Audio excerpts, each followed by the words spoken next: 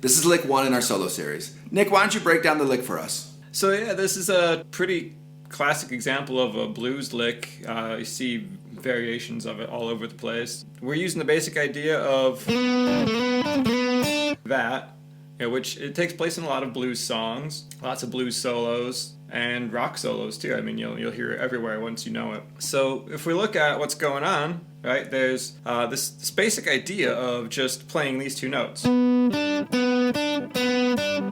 Right, which is what, 4th fret on the G string and then 3rd fret on the B string. Without the approach note, which is coming up into that first note. And without that, that's all there really is to it. It's just do da do da do da. Gotcha. Right? Okay. And that would be on the sheet that goes along with this. That would be idea number 1. So it's a pretty simple idea, right? Just this 2-note thing. I'm playing it swung, but it could be played straight too, like this. That mostly depends on what style of music you're playing. If you're, playing swing blues or straight blues, then you'll swing it or you'll play it straight. All right, so that moves in to idea 2, which adds a decoration to those 2 notes, namely to the first note, which is that approach we talked about a little bit earlier. So you have a little bit of an approach and a slide, right? So you get that. Yeah. That's what I mean by approach. Is you're sliding up into that first note of the 2-note combination that you're playing. So instead of just doing 4, 3, 4, 3, 4, 3, you're now going from the 2nd fret here on the G string, which is that note, and it's a really quick slide. Right? You don't really even hear that first note. You hear that approach. Gotcha. Just like that. Exactly. Yeah, exactly.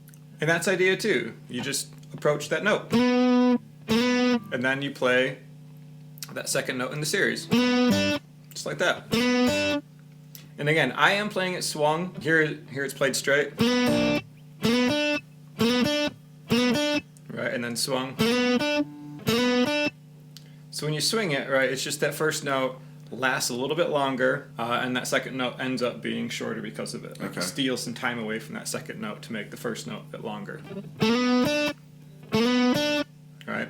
Whereas if it's a straight feel, they both should theoretically take up the same amount of time, relatively. Okay, got you. So, idea 1, idea 2, obviously in the beginning of the video you saw us play the whole idea, right? Yeah, so the whole idea was played in the beginning of the video over top of just a typical blues groove. And that was all swung, so just for the record. So idea number 3, Nick.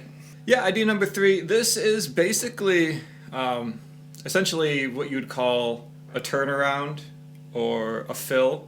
It's just a way of getting out of the lick and moving into something else, right? There's numerous ways you could do it. Honestly, you could just play that little lick and then hold the last note and then go somewhere else, like this. Right? But I put in my own little fill here just to give you an idea of something you can use to escape the lick and move on. And that, without any decoration, sounds like this. So you're doing a little pull off over a triplet, right? Yep, it's a 8th note triplet. Starts with a pull off and lands just on an open G string. Okay. Gotcha. Yep, just like that. So that's idea 3. So if we go from idea 2 into idea 3, it would be a little bit like this. Nice. Right. Sounds pretty good. I mean, you could play just that and it would sound great. Idea 4, though, introduces a little bit of a decoration to idea 3 now. In the same way that idea 2 added a decoration to idea 1, right? So there's now this approach note, but instead of going from a lower fret to a higher fret, it's going from this higher fret to a lower fret. Got you. Right, so it's a slide down, so to speak. And that can be a little bit harder, so you might need a bit more practice to get good at it. I'm not exactly sure why. It's harder to go to a lower fret than to a higher fret, but I don't know, it is. That's what it sounds like. Well, then on top of that, if that's harder, you still have a pull off after that, right? Right, and that can actually be an extremely difficult combination of this quick slide down followed by a pull off. So that's something you probably want to go slow on at first, probably for quite a while, and really separate them out. So just get that slide. How do you now? We're both plugged in, and so I'm getting a decent amount of sustain. I think you are too. Yep. But what's the trick if you're not getting a sustain when you land on that A right there? So you mean like sliding down to that note and then it immediately just kind of losing its value and Yeah, dying and off. then that open note afterwards, hearing that, well, dying off, and then you don't have enough of a note to get a pull off, right?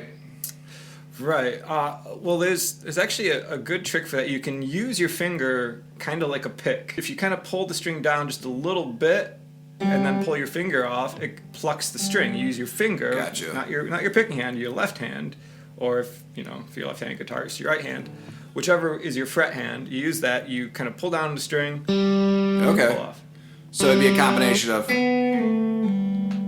right? Yeah. Yep. So if you just slide down and lift your finger off, it's going to be pretty weak. And if that slide makes a weak note, then that lifting your finger off is going to make almost no note, and it's going to harm the effect of the lick, obviously. Yep. A good trick for that, and this does take some practice too. It's not the easiest thing. I've struggled with it myself. Is to just use your finger to pluck that note. Okay. That's something I would practice just by itself, just like that slide. Just practice that slide. To get that down. Yep. You want it to be nice and quick. So that first note, that's the approach note, you shouldn't really hear it as a note. It should be an effect. Gotcha. You don't hang on it at all, right? It's a grace note. Not at all. It's a grace note. It's just like that approach to the beginning of the lick. Yep. It's not ba-da, it's ba-da. Right? Okay. So I think the best thing you could do for us right now is actually play the beginning lick at a very, very slow tempo. And how about you play it 2 times in a row? Okay, sure. That's fine. Here we go.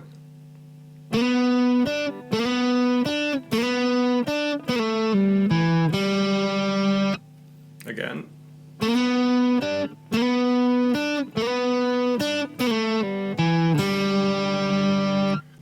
So Nick, what key is this in though? On the sheet, it's actually written in the key of G. Okay. And the relative minor key of that would be E minor. I'm not going to go into exactly why that is, but But just think of it as G major,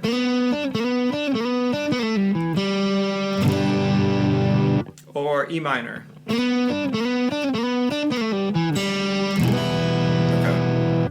It works over both of those really well. And there's actually a single pentatonic pattern that this more or less falls into, this lick, which is the lowest pentatonic pattern here that the key of G or E minor would be able to use. I'm just going to go ahead and play it, and then we'll talk about it.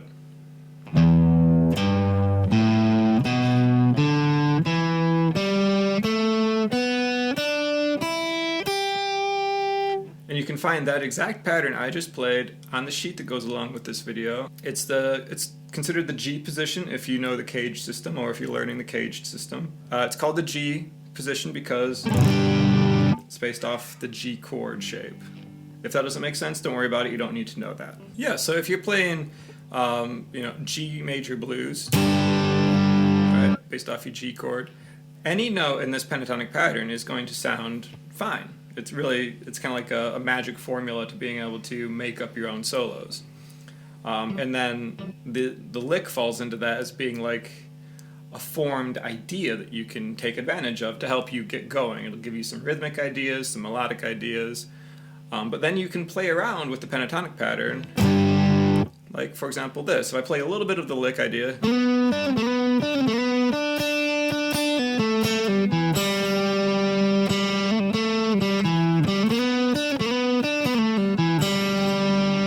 Right, so all the little extra notes in there, they were just some notes from the pentatonic pattern that's on the sheet here and that I just played a little bit ago. What we're going to do now is we're going to do a little demonstration of it again, similar to what you heard in the beginning, but this will be kind of a little bit more thorough, and so you can get an idea of how Nick is putting it into play.